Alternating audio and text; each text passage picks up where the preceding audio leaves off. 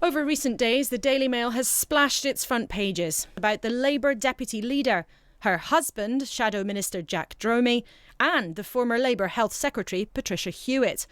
All three worked for the National Council for Civil Liberties in the 1970s and 80s.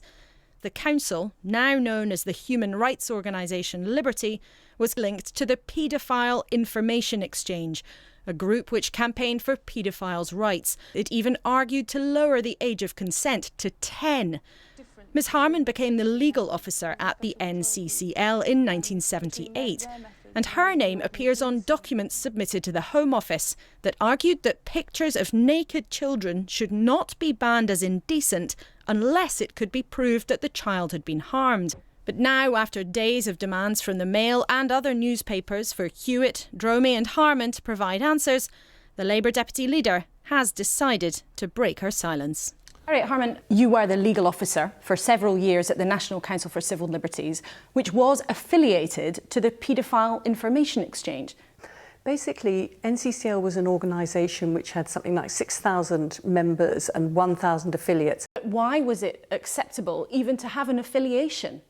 They didn't try to hide what they were. The title of the group was the Paedophile Information Exchange. Why was it okay for them even to have any link with the group you worked for? Any individual who wanted to pay their money to join NCCL could, and any organisation could join and affiliate to it. An affiliation is an official link.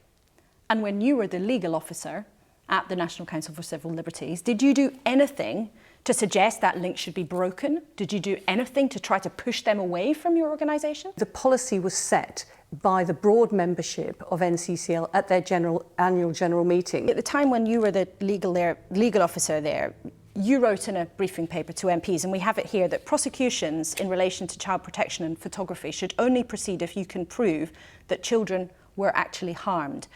Can you see why people might raise an eyebrow? Was the affiliation between the two groups a mistake?